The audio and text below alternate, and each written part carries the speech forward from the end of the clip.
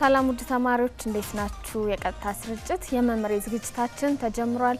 ከአሁን ሰዓት ጀምሮ እንግዲህ ለአንድ ሰዓት ያህል አብረን ቆይታ እናደርጋለን። ተማሪዎች ዛሬም ለእናንተ የሚሆኑ 5 ጥያቄዎች ተዘጋጅተዋል።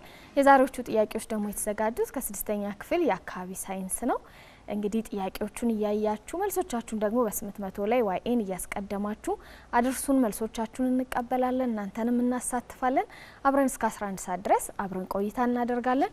ከዝግጅቱ ጋር ቤተልሔም ብርሃኑ ካስፈጻሚያችን ሜሮን ሙሉጌታ እንዲሁም ከመላው ቀጥታ ስርጭት የስቱዲዮ ባለሙያዎች ጋር አብረን እንቆያለን። ተማሪዎች በቅድሚያ ለዛሬ የተዘጋጁልን ጥያቄዎች ተከታትለን ተመልሰን እንገናኝ።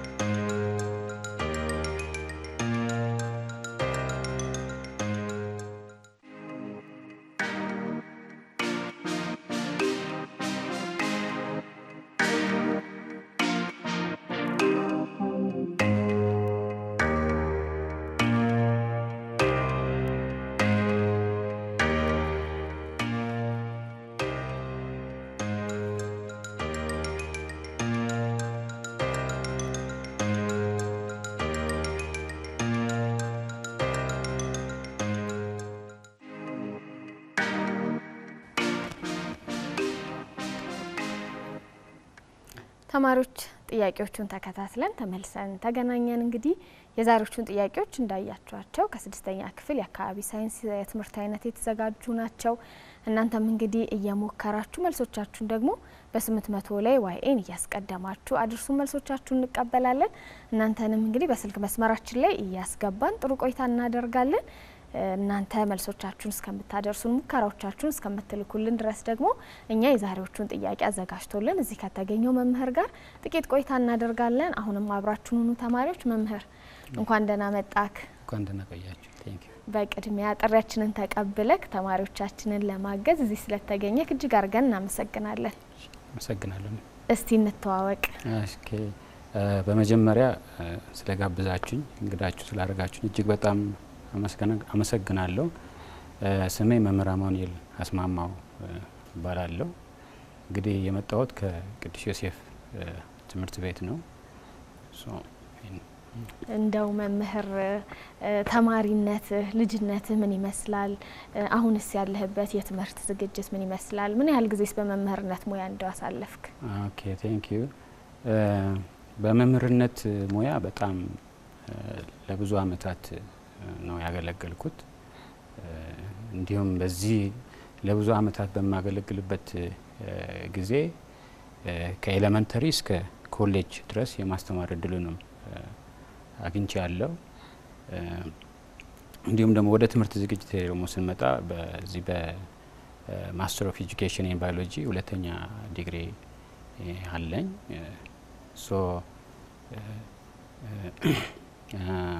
መቀጠል እንግዲህ ምን አይነት ተማሪ ነበርክ? እንደው መምህር ተማሪነትክን ወደ ኋላ ስታስበው እንደው ደስ የሚል ይሄ ተማሪነት ጊዜ ምን ነበረ?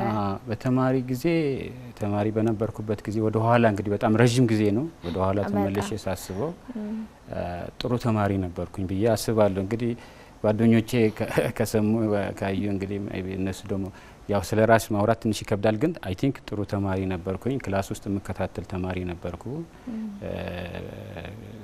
ጎበዝ የሚባል ተማሪም ነበርኩ ማለት ነው። እና በትምህርት ክትትሌም በባህሪም ክላስ ውስጥ የነበረኝ ክትትል እጅግ በጣም ጥሩ ነበረ ብዬ ነው የምወስደው ማለት ነው። እንግዲህ መምህር እንደነገርከን ዛሬ አዘጋጅተህልን የመጣኸው የ6ኛ ክፍል የአካባቢ ሳይንስ ጥያቄዎችን ነው። ኮሌጅም ድረስ የማስተማር ደግሞ እድሉ ነበረ በዚህ በመምህርነት ጊዜ ውስጥ።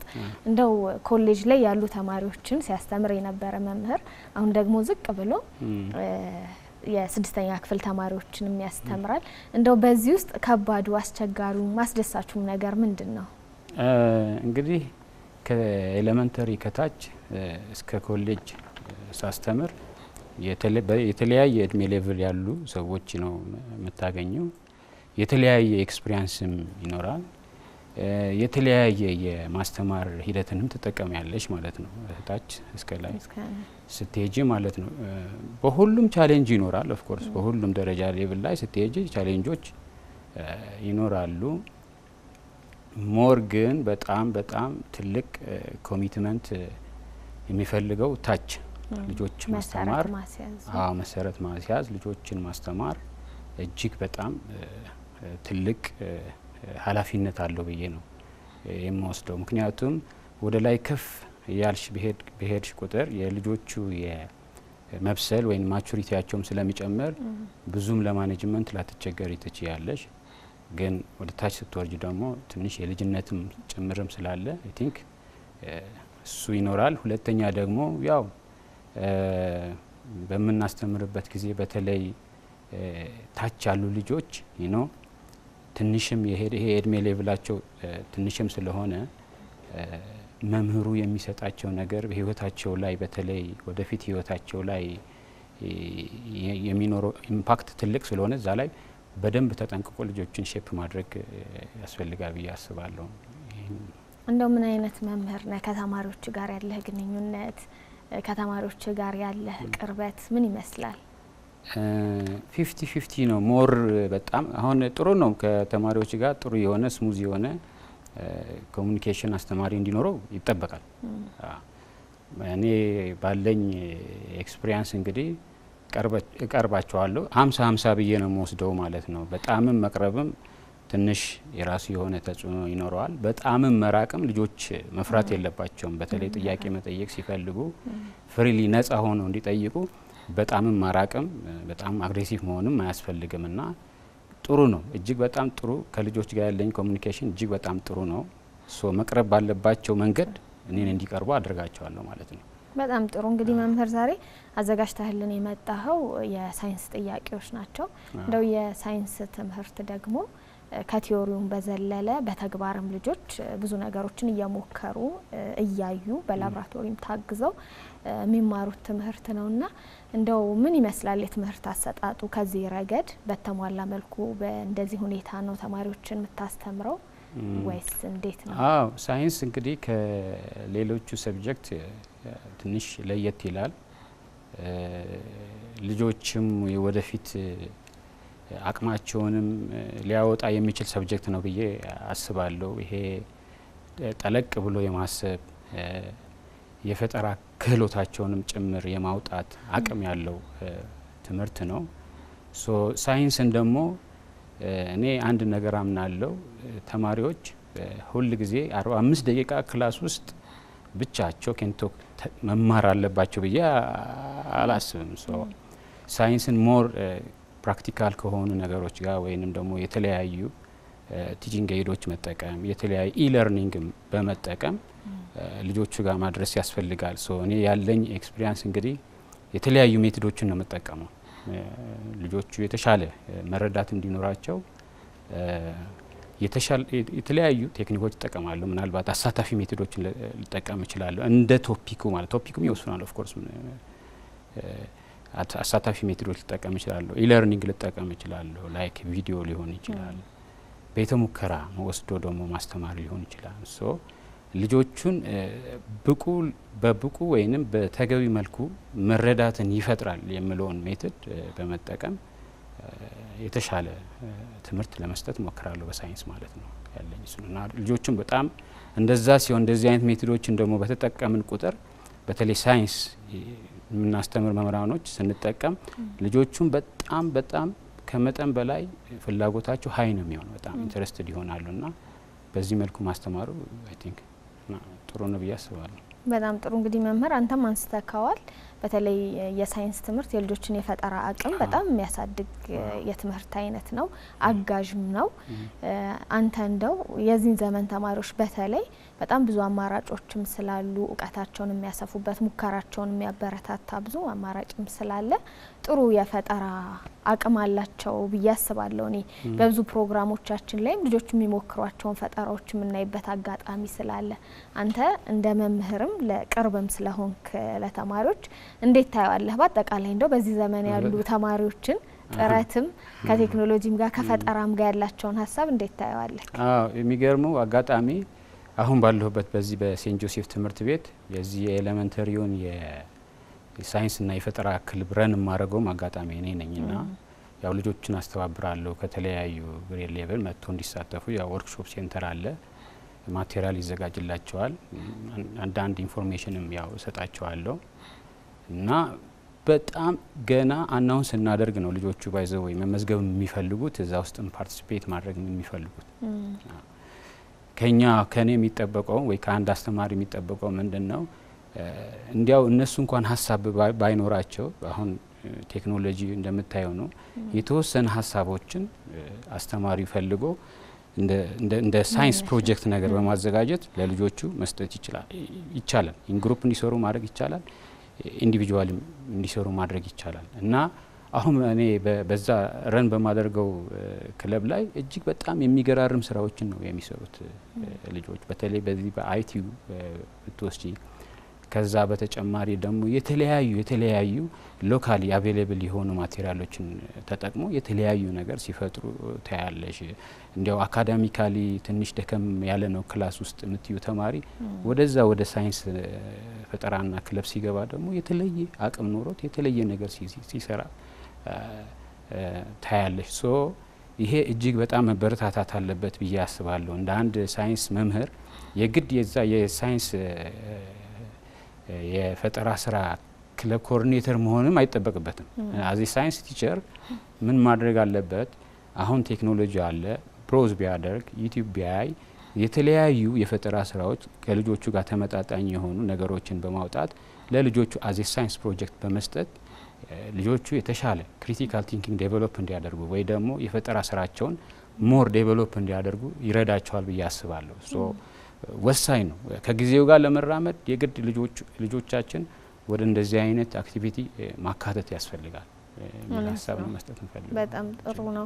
እንዳልከው ነው ተማሪዎች ብዙ አቅም ነው ያላቸው። በተለያየ መልኩ ያላቸውን አቅምና ዝንባሌ በመለየት ደግሞ መምህራን ሲደግፏቸው የበለጠ ውጤታማ እንዲሆኑ ያግዛቸዋል። ወላጆችም ደግሞ በዚህ ረገድ ተማሪዎችን ልጆቻቸውን ያላቸውን ችሎታ ለይተው በማገዝ በማበረታታት ልጆቹ ከፍ ወዳለ ደረጃ እንዲደርሱ ማገዝ አለብን። መምህር እንግዲህ ብዙ ጥያቄዎችም አሉን። በየመሃሉ ደግሞ ከጥያቄዎቻችን ጋር እያብራራን እናነሳቸዋለን። ተማሪዎች ለዛሬ የተዘጋጁትን የአካባቢ ሳይንስ ጥያቄዎች እንግዲህ እናንተም እየሞከራችሁ መልሶቻችሁን በ800 ላይ ዋኤን እያስቀደማችሁ እያደረሳችሁ ነው። እናመሰግናለን። መልሶቻችሁ አብራችሁን የመሆናችሁ ማሳያም ስለሆነ ደስ ይለናል። የመጀመሪያውን ጥያቄ እናስታውስና ደግሞ ተመልሰን መምህራችን ማብራሪያውን ይሰጠናል። እናንተንም ደግሞ በስልክ መስመራችን ላይ ለማስገባት እንሞክራለን። የመጀመሪያውን ጥያቄ አስታውሰን ተመልሰን እንገናኝ።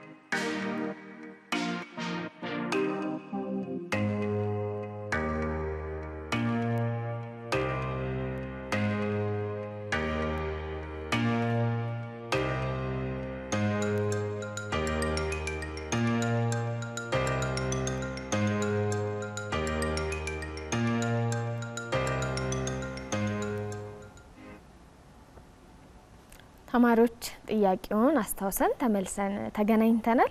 እንግዲህ እናንተም እየሞከራችሁ ነው። አሁንም መልሶቻችሁን በ800 ላይ ዋኤን እያስቀደማችሁ አድርሱን። መምህር እስቲ ወደ መጀመሪያው ጥያቄ ማብራሪያ እንለፍ። ኦኬ እንግዲህ የመጀመሪያው ጥያቄ የሚያያዘው መገኛ ከሚለው ርዕስ ነው። ስድስተኛ ክፍል ላይ ማለት ነው።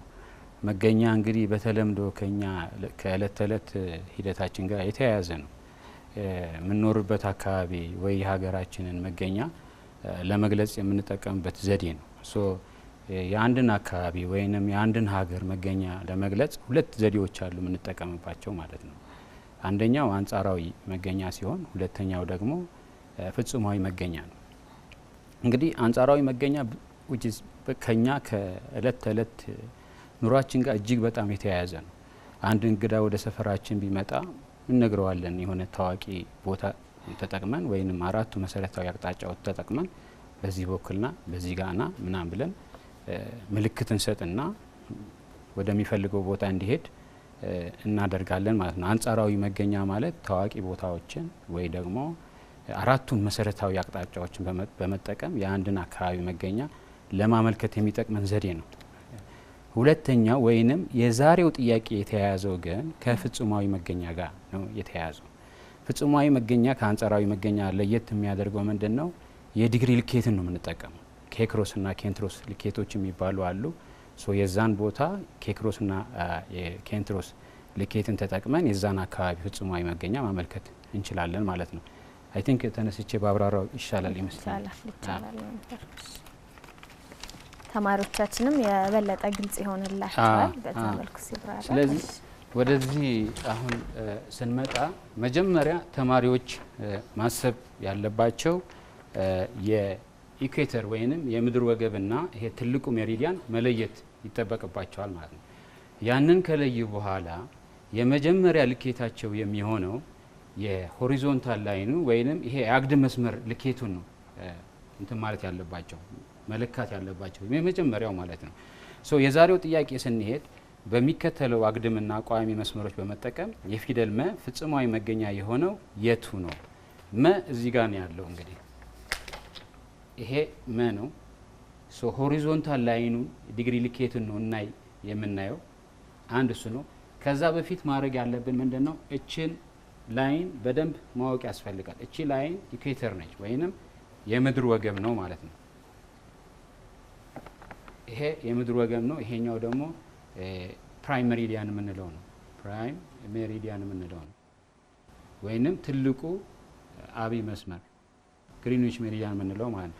ሶ ይሄ ኢኩዌተር አሁን ምንድነው የሚጠቅመን መ ይሄ ሆሪዞንታል ላይኑን ስንለካ መ ከምድር ወገብ በታች ነው ወይስ ከምድር ወገብ በላይ ነው የሚለውን ኢንዲኬት ለማድረግ ወይንም ዳይሬክሽኑን ለመለየት ነው የሚጠቅመን። ሶ መጀመሪያ የምናደርገው ምንድነው ቀደም እንዳልኩት እቺን ሆሪዞንታል ልኬቷ ስንት ላይ ነው ያለችው 30 ዲግሪ። ሶ 30 ዲግሪ እንላለን። ከዛ 30 ዲግሪ ካልን በኋላ አቅጣጫውን መለየት አለብን። አቅጣጫውን ለመለየት እችን የምድር ወገብ ላይን ከተጠቀምን በኋላ ከምድር ወገብ በታች ነው በላይ፣ ከምድር ወገብ በታች ከሆነ ደቡብ እንላለን፣ ከምድር ወገብ በላይ ከሆነ ደግሞ ሰሜን እንላለን ማለት ነው። ስለዚህ ከምድር ወገብ በታች ስለሚገኝ ምን እንላለን ደቡብ እንላለን። ደቡብ ኬክሮስ እንላለን። ኬክሮስ የምንለው ደግሞ ሆሪዞንታል ልኬቱ ኬክሮስ ስለሚባል ማለት ነው። ሆሪዞንታል ልኬቱ ኬክሮስ ነው የምንለው ማለት ነው። ሁለተኛው ልኬት እና ብለን ደግሞ እንሄዳለን። ሁለተኛው ልኬት ደግሞ ቋሚ መስመሮች ነው። ስለዚህ መጀመሪያ ሆሪዞንታል ላይኑን እንለካለን፣ ቀጥለን ደግሞ ቋሚ መስመር ነው። ይሄ ቋሚ መስመር ደግሞ ወይም ይሄ ትልቁ ሜሪዲያን የሚጠቅመን ምንድነው ምዕራብና ምስራቅ አቅጣጫውን ምዕራብና ምስራቅ ለመለየት ይጠቅመናል። ስለዚህ መ ደግሞ ስናይ በስተ ግራ ነው የሚገኘው። ሶ በስተ ግራችን ይሄ ዌስት ነው፣ ይሄኛው ደግሞ ቀኛችን ኢስት ነው። ሶ እችን ቋሚ መስመር ተጠቅመን ደግሞ ከዛ ልኬቱን እናገኛለን ማለት ነው። ለምሳሌ መ አሁን የመ ቋሚ መስመር ልኬቱ ይሄ ነው እዚህ ጋር እንደምናየው ማለት ነው። ስንት ነው 10 ዲግሪ 10 ዲግሪ የት አቅጣጫ ይገኛል 10 ዲግሪ የት አቅጣጫ ይገኛል ከዚህ ከትልቁ ሜሪዲያን ወደዚህ ወደ ግራ ከሆነ ምዕራብ ነው፣ ከትልቁ ሜሪዲያን ወደ ቀኝ ከሆነ ደግሞ ምስራቅ ነው። አሁን የሚገኘው ከትልቁ ሜሪዲያን ወደዚህ ወደ ምዕራብ ስለሆነ ወደ በስተግራ ስለሆነ ስለዚህ ምዕራብ እንለዋለን ማለት ነው። ምዕራብ ኬንትሮስ ብለን እንደዚህ መመለስ እንችላለን። ሌሎችን ፊደሎችንም እንደዛ በቤታችሁ ኤክሰርሳይዝ ማድረግ ትችላላችሁ ልጆች። ሶ መልሱ የሚሆነው ምንድነው 30 ዲግሪ ደቡብ ኬክሮስ እና 10 ዲግሪ ምዕራብ ኬንትሮስ ይሆናል ማለት ነው። በጣም እናመሰግናለን መምህር። በጥሩ ሁኔታ ነው ለተማሪዎቻችን ያብራራህላቸው። ምናልባት ብዙዎቹ ይሞክራሉ ደግሞ ምናልባት ትክክለኛው መልስ ያላገኙም ተማሪዎች እንዴት እንደሆነ በዝርዝር ስለሚረዱት ጥሩ አድርገህ አብራርተህልናል። እጅግ አድርገን እናመሰግናለን። ተማሪዎች እየተከታተላችሁን ስለሆነ ደስ ይለናል። አሁንም እንግዲህ ለዛሬ ከተዘጋጁልን ጥያቄዎች መካከል የሁለተኛውን ጥያቄ አስታውሰን እንመለሳለን። እናንተ መልሶቻችሁን በ800 ላይ ዋይኤን እያስቀደማችሁ አድርሱን። መልሶቻችሁንም እንቀበላለን። ተማሪዎች ቀጣዩን ጥያቄ ተከታትለን ተመልሰን እንገናኝ።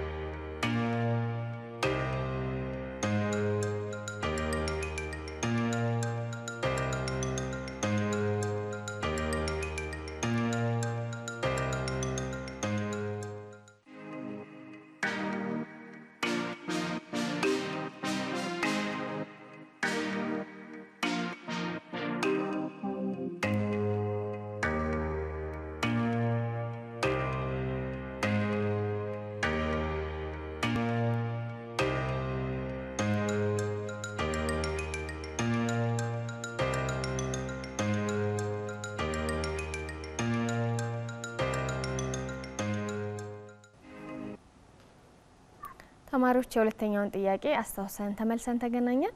መምህራችን ማብራሪያውን ከመስጠቱ በፊት ግን የስልክ መስመራችን ላይ ተማሪ ያለችን። ሄሎ ሄሎ። አቤት፣ ማን እንበል? ስሜ ኤሊን ይባላል። የስድስተኛ ክፍል ተማሪ ነኝ። ሄለን ኤለን? ኤሊን። እሺ ኤሊን፣ እንዴት ነሽ? ደህና ነሽ?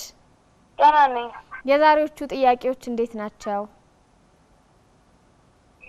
ቀላል ናቸው፣ ግን ትንሽ ምዕራፍ 1 ስለከበደኝ። ምዕራፍ 1 ከብዶሽ ነበር? ሄሎ ኤለን? ሄሎ። እንድንሰማማ ከኋላ ጫጫታውን ጸጥ አስቢና የቴሌቪዥኑን ድምጽ አጥፍተሽ እኛን አውሪን።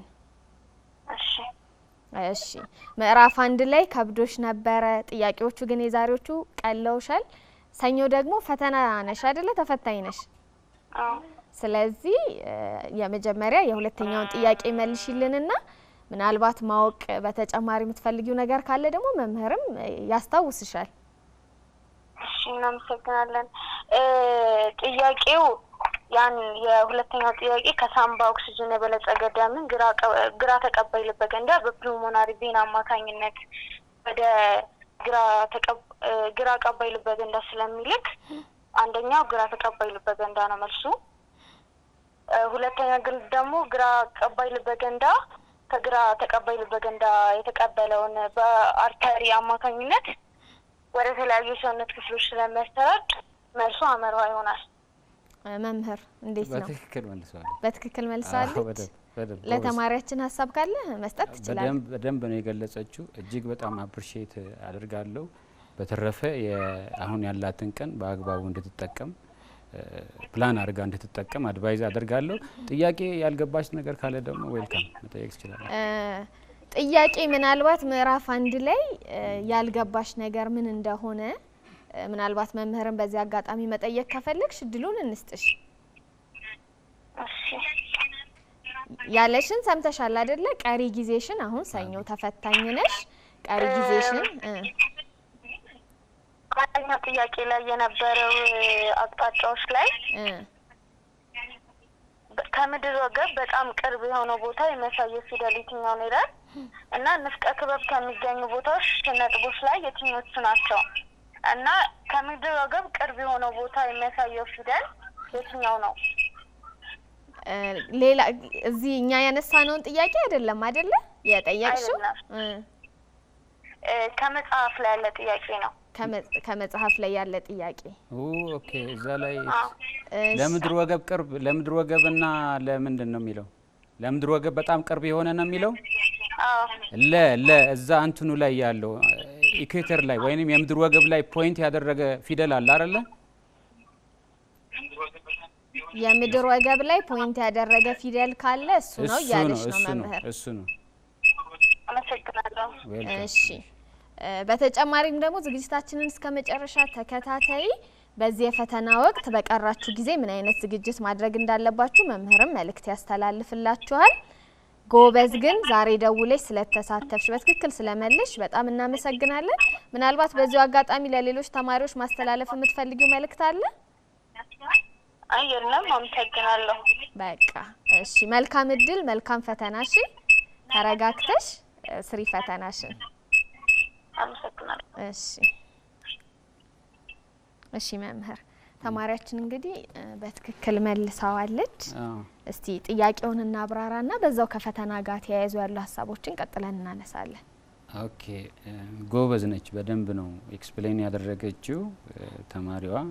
እንግዲህ የሁለተኛው ጥያቄ ከልባችን ጋር የተያያዘ ነው። ዋናው የልባችን እንግዲህ የሰው ልጅ ልብ ትልቁ እና ዋና ጥቅሙ ደም መርጨት ነው።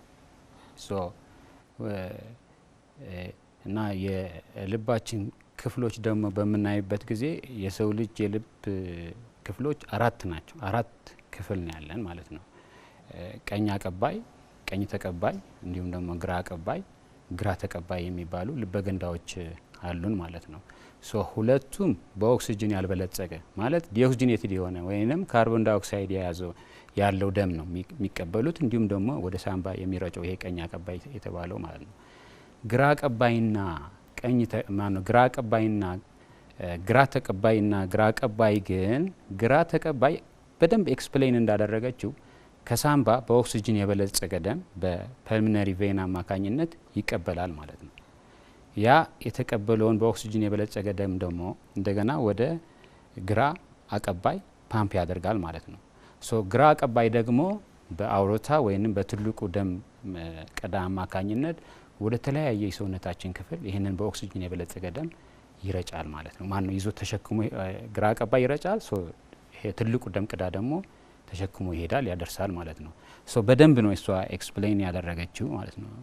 ስለዚህ መልሳችን ሐመርሃ ነው በትክክል። በጣም ጥሩ እሺ መምህር እናመሰግናለን። ተማሪያችን የሰጠችው መልስ ላይ ተጨማሪ ማብራሪያን ስለሰጠህን እንግዲህ አሁን በኋላ ምናነሳዋለን ብለን ነበረ። ወቅቱ የፈተና ጊዜ ነው። በተለይ ደግሞ የ6ኛ ክፍልና የ8ኛ ክፍል የሚኒስትሪ ፈተናዎች በቀጣይ ሳምንት ውስጥ የሚሰጡ ነው የሚሆነውና በዚሁ ተማሪያችንም አሁን እንግዲህ በተለይ ወደ ኋላ መለስ ብላ ነው ምዕራፍ 1 ላይ ትንሽ የከበደኝ ነገር አለ የሚል ሀሳብ አንስታለች። እንደው ለተማሪዎች ከዚሁ ጋር ተያይዞ የቀራቸው አጭር ጊዜም ከመሆኑ አንፃር በምን አይነት መልኩ ቀሪውን ጊዜ መዘጋጀት አለባቸው የሚለውን እስቲ ሀሳብ እናንሳ። አዎ እንግዲህ አሁን በተለይ ይሄ የክልላዊ ፈተና ለሚፈተኑ አገር አቀፍ ፈተና ለሚፈተኑ ተማሪዎች ያላቸው ጊዜ በጣም ትንሽ ነው። ሶ እንዴት ይዘጋጁ የሚለውን ጥያቄ ስናይ በሶስት መልኩ ነው የማየው። አንድ ወላጅ እዚህ የራሱ ሪስፖንሲቢሊቲ ይኖረዋል። ሁለተኛ አስተማሪም የራሱ ኃላፊነት ይኖረዋል። ተማሪውም ደግሞ የራሱ ኃላፊነት ይኖረዋል ማለት ነው። አሁን ወደ ወላጅ ስንመጣ ቤት ስፔሻሊ ልጆቹ የሚቀመጡበት የሚያጠኑበት ቦታ በጣም ከማንኛውም ዲስትራክሽን ንጹህ መሆን አለበት። በጣም ጸጥታ ሊኖር ይጠበቃል። ከዛ ውጭ ደግሞ ማንኛውም ኤሌክትሮኒክ ነገሮችን ደግሞ አቮይድ ማድረግ ያስፈልጋል። ላይክ ቲቪ ሊሆን ይችላል፣ ሌሎች እንደዚህ ሞባይልም ሊሆን ይችላሉ፣ ሶሻል ሚዲያም ሊሆን ይችላሉ። እሱ ላይ በደንብ ስትሮንግሊ ኮንትሮል ማድረግ ይጠበቅባቸዋል ወላጆች። ከዛ በተጨማሪ ደግሞ ወላጆች ምን ማድረግ አለባቸው? ፕላን እንዲያደርጉ ማገዝ። ልጆቹ ፕላን ያደርጋሉ። የጥናት እቅድ ማውጣት ላይ ፕላን እንዲያደርጉ ለእያንዳንዱ የትምህርት አይነት እንዴት ነው ከሚፈተኑት ፕሮግራም ጋር እያጣጣሙ እንዴት ፕላን ማድረግ አለባቸው። ማጥናት ብቻ ሳይሆን ደግሞ ሬስትም ያስፈልጋቸዋል።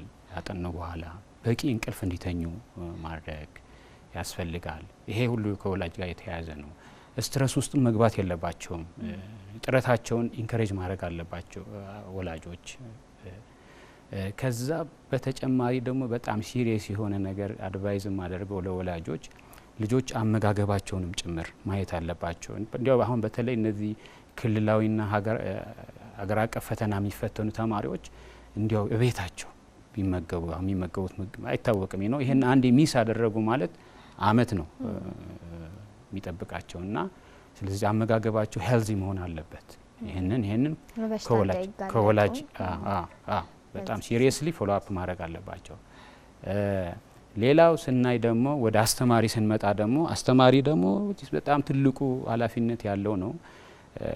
በተለይ አሁን ቅድም ላልኳችሁ ለ6 ለ8 ለ12ኛ ክፍል እንዲሁም ለሌሎቹም ሜን ቶፒኮችን በተለይ አስተማሪው ያውቀዋል የትኛው ቶፒክ ነው ልጆቹን ቻሌንጅ የሚያደርጋቸው ሞር ማይገባቸው ችግር ያለው ስለሚለየው በተለይ እነዛ ቶፒኮች ላይ መሰረት በማድረግ ሪቪዥን መስጠት፣ የሪቪዥን ኤክሰርሳይሶች መስጠት፣ ፈተናውስ በምን መልኩ ሊመጣ ይችላል ሳምፕሎች አዘጋጅቶ እንዲሰሩ ማድረግ። በተለይ አሁን በአዲስ አበባ ትምህርት ቢሮ ሌቭል የሚዘጋጁ ሞዴል ጥያቄዎች አሉ። ይሄ መቀጠል አለበት። አዲስም አይሆንባቸውም አሁን ለልጆቹ ሲፈተኑ ማለት ነው። እንደዚህ አይነት ነገሮችን ፕራክቲስ እንዲያደርጉ ከአስተማሪው ይጠበቃል። ሌላ አስተማሪው አድቫይዝ ማድረግ ያለበት ተማሪዎች ፈተና በሚቀመጡበት ጊዜ ኢንስትራክሽን በደንብ ማንበብ አለባቸው። ጥያቄውን በደንብ ማንበብ አለባቸው። ታይም አጠቃቀማቸውን ደግሞ በደንብ ማኔጅ ማድረግ አለባቸው። አንዳንድ በጣም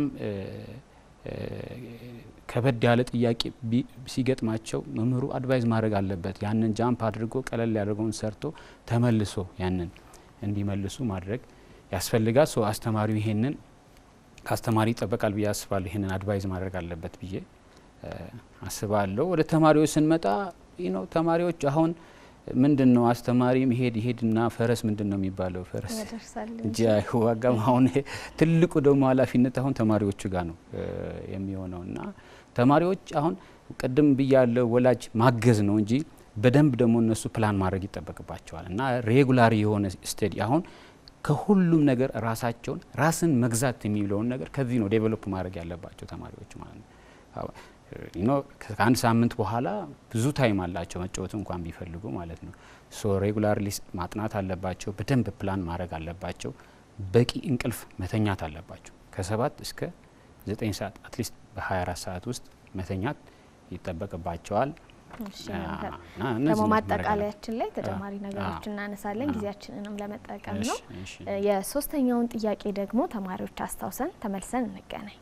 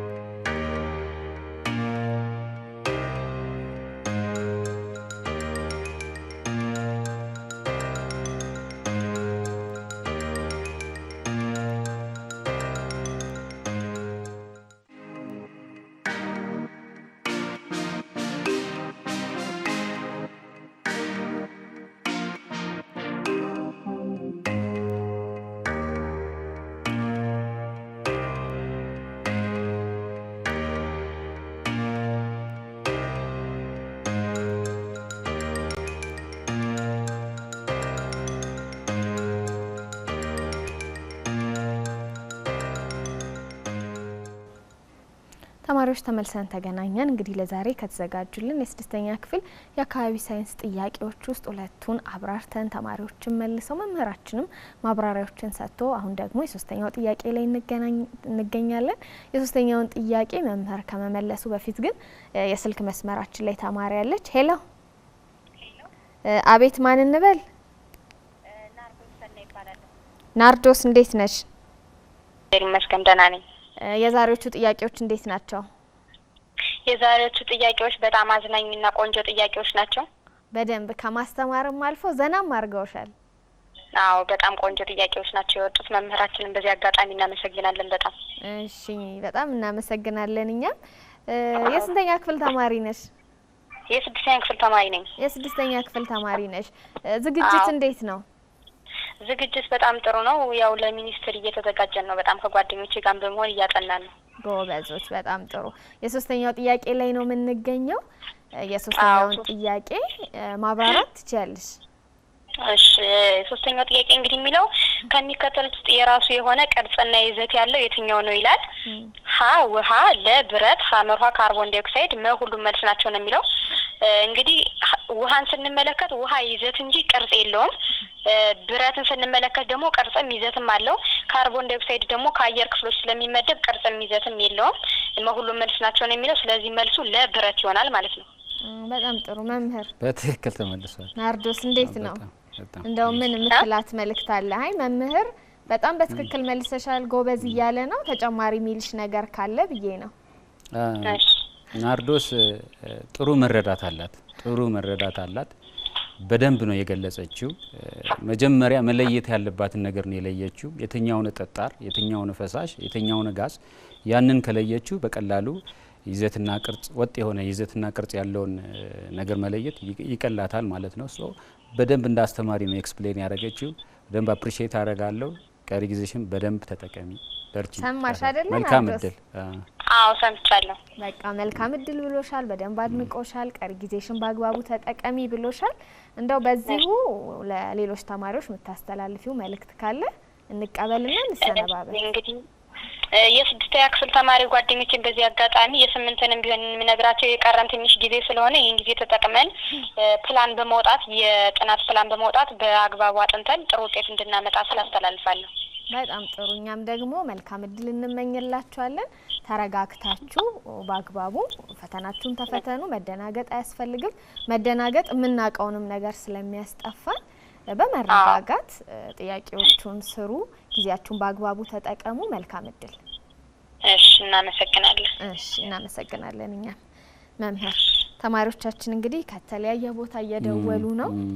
ተሳትፏቸውንስ እንዴት አየኸው? ደስ ይላል። አልጠበቅኩም። አሁን ከባህር ዳር ከዛም ከተለያዩ የሀገራችን ክፍሎች ነው የሚደውሉት። በጣም ይሳተፋሉ። እናመሰግናለን ተማሪዎቻችን። እኛም እናንተ እንድትማሩ፣ እንድትታገዙ፣ እንድትሳተፉ ነውና ይሄንን ዝግጅት የምናዘጋጀው። ሁሌም ተሳትፏችሁ በዚህ ይቀጥል። መምህር የሶስተኛው ጥያቄያችን ላይ ተጨማሪ ሀሳብ ካለ? እኔ እንኳን ምን በደንብ ነው ያብራራችሁ። አሁን ተማሪዋ ምንም ብዙም የምጨምረው ነገር የለም። ግን እንደዚህ አይነት ጥያቄ ሲገጥማቸው ተማሪዎች ከቁስ ጋር የተያያዘ ነው፣ ከቁስ አካል ጋር የተያያዘ ስለሆነ ቁስ አካል በሶስት መልኩ ሊገኝ እንደሚችል ማሰብ ይጠበቅባቸዋል ማለት ነው። ቁስ አካል በጠጣር መልክ፣ በፈሳሽ መልክ እና በጋዝ መልክ እንደሚገኝ ካወቁ ከዛ ደግሞ የሶስቱ ባህሪያት መለየት ነው። የትኛው ነው ወጥ የሆነ ይዘት ያለው፣ የትኛው ነው ወጥ የሆነ ቅርጽ ያለው የሚለውን ነገር ደግሞ ሶስቱን ኮምፔር ኤንድ ኮንትራስት እያደረጉ ከለዩ እንደዚህ አይነት ጥያቄዎችን በቀላሉ መመለስ ይቻላል የሚል ነው ሀሳብ ነው ማስተላለፍ እንፈልገው። መልሱ በትክክል መልሰዋለች። ያው ብረት ነው ማለት ነው። በጣም ጥሩ። እሺ መምህር እናመሰግናለን። ተማሪዎች አሁን ደግሞ የአራተኛውን ጥያቄ ተከታትለን አስታውሰን ተመልሰን እንገናኝ።